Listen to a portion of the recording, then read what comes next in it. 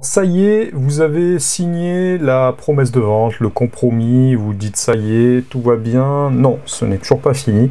Il faut suivre de près le suivi du financement, puisque sinon, vous aurez fait tout ce travail jusqu'à maintenant pour rien. Il faudra tout recommencer de zéro.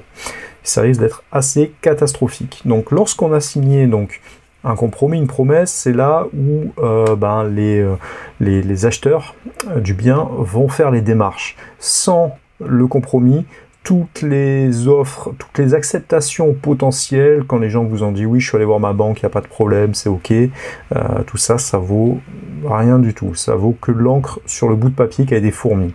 Donc en fait, le travail au niveau des instituts bancaires commence uniquement lorsqu'on a fait le compromis de vente, la promesse de vente. Donc raison de plus pour en amont tout faire valider par votre courtier, parce que sinon, bien souvent, vous allez obtenir des offres, si vous ne les vérifiez pas, vous allez tomber sur des gugus qui ont déjà eu 5, 6, 7, 8 refus précédemment. Et voilà, évidemment, c'est pas vérifié. Donc vu qu'il faut le compromis pour commencer les démarches, et si vous ne vérifiez pas en amont qu'il y a X pourcentage de chances que ça aboutisse, il y a de grandes chances que vous allez perdre 2-3 mois dans l'opération. Et voilà, c'est dommageable. Donc on va venir checker un petit peu les délais de vente pour voir un petit peu ce qu'il en est. Donc en fait, il y a une offre qui a été acceptée. Souvent, il se passe 1 à 3 semaines avant l'organisation du compromis de vente. Il y a une date qui est fixée. Donc, raison de plus, vous voyez que ce délai est assez long. Raison de plus pour avoir un dossier qui est complet. Si vous n'avez pas de dossier complet, en effet, il risque de se passer 3 semaines, voire 1 mois. Mais si vous avez tout qui est complet, moi, honnêtement, si au bout de 1 semaine, 10 jours, j'ai pas de date pour mon compromis, je commence déjà à péter les plombs. Donc voilà, le temps c'est l'argent. Il faut essayer d'avoir des bons rapports avec certains notaires, certains clercs de notaire pour qu'ils puissent être réactifs lorsque vous envoyez le dossier. Moi, je considère qu'il faut 1 semaine, 2 semaines maximum pour obtenir une date. Donc la date est fixée, très bien. Il y a un délai de rétractation qui est incompressible, quel que soit le contrat, quel que soit voilà, la promesse qui est signée. C'est un peu comme un contrat de consommation que vous allez faire. Voilà, même si vous allez chez Darty ou même si vous allez, je sais pas, dans la téléphonie par exemple, vous signez un contrat, vous avez toujours 10 jours. Voilà, c'est la loi de consommation qui dit ça.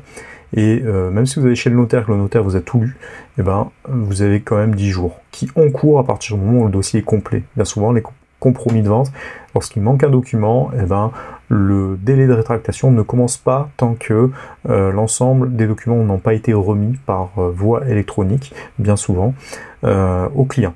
Donc, passé ce délai, ensuite il a environ 45 jours, voilà, il faut essayer d'être vigilant pour obtenir un accord, voilà, un accord de prêt, déjà on devrait l'avoir au bout de 10 jours, et l'obtention de prêt, à peu près on se donne environ 45 jours après le compromis de vente. Voilà.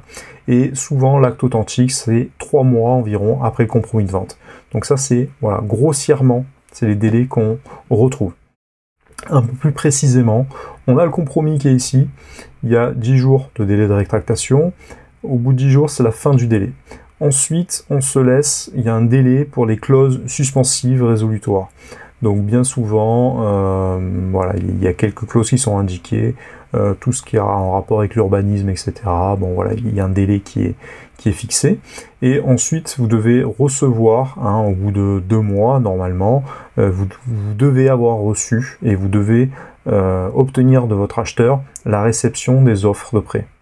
Voilà, ça c'est très important. Ne vous contentez pas d'un oui oral. Si l'acheteur fait traîner en disant oui, la banque m'a dit oui, etc., c'est qu'il y a un problème. Il faut creuser davantage, savoir qu'est-ce qui bloque. Et ensuite, il y a un déblocage qui s'opère. Donc vous voyez que dans le dernier mois, c'est vraiment le déblocage des fonds qui s'opère. Bien souvent, en fonction des banques, ils font entre 1 semaine, allez, 2 semaines, si ça va assez vite, pour débloquer les fonds. Bien souvent, ça prend 3 semaines.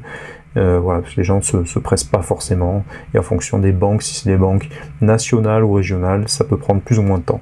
Jusqu'à signer, une fois que les fonds sont débloqués, et les fonds arrivent sur les comptes séquestres de l'étude, dans ces cas-là, voilà, on peut signer une date, on peut fixer la date de signature d'acte authentique, et là, voilà, on peut sortir le champagne, entre guillemets. Donc bon, voilà, entre le moment où voilà, il faut en amont estimer la capacité financière, bon, mon document est un peu flou et je m'en excuse. Ensuite, il faut envoyer les pièces justificatives, on signe un compromis. Au bout de 2 semaines, on doit obtenir un accord de prêt. il reste une semaine ou deux supplémentaires dans lequel on a rendez-vous avec la banque, on ouvre un compte chez eux, on valide vraiment l'assurance. Bien souvent, c'est la validation des assurances qui pose problème, puisque quand les personnes sont âgées, si les personnes sont fumeurs, si les personnes ont déjà eu des antécédents médicaux, ça va rallonger vraiment de manière significative ces assurances-là, parce qu'il faut des assurances supplémentaires, il faut passer des examens médicaux, voilà, ça peut bloquer un petit peu les choses. Ensuite, lorsque les gens ont réceptionné l'offre de prêt, voilà, il y a un délai de 10 jours qui est incompressible. On peut envoyer, une fois qu'on a reçu l'offre de prêt, qu'au bout de 11 jours, le prêt signé auprès de sa banque. Alors ça, c'est la loi Scrivener qui met ça depuis 1979 pour renforcer la sécurité de l'emprunteur. En fait, ils se disent que il faut attendre vraiment, ils partent du fait que il faut attendre 10 jours incompressible, donc à partir du 11e jour, puisque c'est le délai qui est censé être important pour que les gens lisent bien dans les détails les offres, que vous ne précipitez pas de signer n'importe quoi et qu'au final à l'intérieur il y a des clauses qui vous mettent entre guillemets en difficulté. Donc vous voyez que ça s'est beaucoup renforcé dans les années 80. Donc là, des réceptions, il y a encore 10 jours à attendre. Ça, on peut rien y faire. Vous pouvez pas la renvoyer avant. C'est important. Et ça doit, c'est le cachet de la banque qui fait foi. Donc c'est à partir du 11e jour qu'on renvoie l'offre de prêt, vous voyez, qui a été signée. Et ensuite, il y a un déblocage d'une semaine ou deux, comme je vous l'ai expliqué précédemment, pour débloquer les fonds et prendre rendez-vous avec le notaire. Donc ça, c'est au niveau des délais. Vous voyez que c'est vraiment très important. Il faut suivre vraiment l'avancée des délais pour ne pas perdre de temps, pour être sûr d'être bien synchro. Bien souvent, des consignes de compromis, voilà, il y en a qui s'endorment à cette partie-là. Ils n'envoient pas tous les documents à leur banque. Du coup, la banque, elle peut pas commencer à faire le travail. On perd une semaine ou deux et au final, on n'est pas dans les 3 mois. Il y a une date butoir de 3 mois qui est fixée en général au sein de la banque, chez le notaire. Au-delà du fait que le vendeur n'est plus engagé, donc vous n'avez pas trop intérêt, quand c'est un peu border, quand les signatures se passent pas très bien, il faut suivre de très près. Il y en a qui sont pas à cheval sur les documents, ils oublient d'envoyer un document, et du coup ça traîne. En fait, ce qui est demandé au niveau des documents, c'est le revenu, c'est les revenus sur les 12 derniers mois, photocopie de carte d'identité, les quittances de loyer, est-ce qu'on a déjà les prêts en cours, voilà, c'est rien de bien sorcier, mais bien souvent les gens, ils aiment pas les papiers, ils se disent ah oui, il manque ça, et ils finissent par avoir un blocage et reporter ça la semaine prochaine. Il y en a qui partent en vacances, etc. C'est très long. Et donc voilà, faites en sorte vraiment d'avoir les accords très rapidement, pressez la banque un maximum pour obtenir des rendez-vous et pour qu'ils vous éditent un maximum, le plus rapidement possible, les délais. Après, parce que là, vous avez encore 11 jours qui sont incompressibles. Après, il faut attendre le déblocage. Bien souvent, c'est assez long. Moi, j'ai réussi à obtenir mon premier prêt en 3 semaines. Donc, comme quoi, on n'est pas obligé d'attendre 3 mois. Si vous n'avez pas des zones de DIA, c'est-à-dire des renforcements administratifs au niveau de la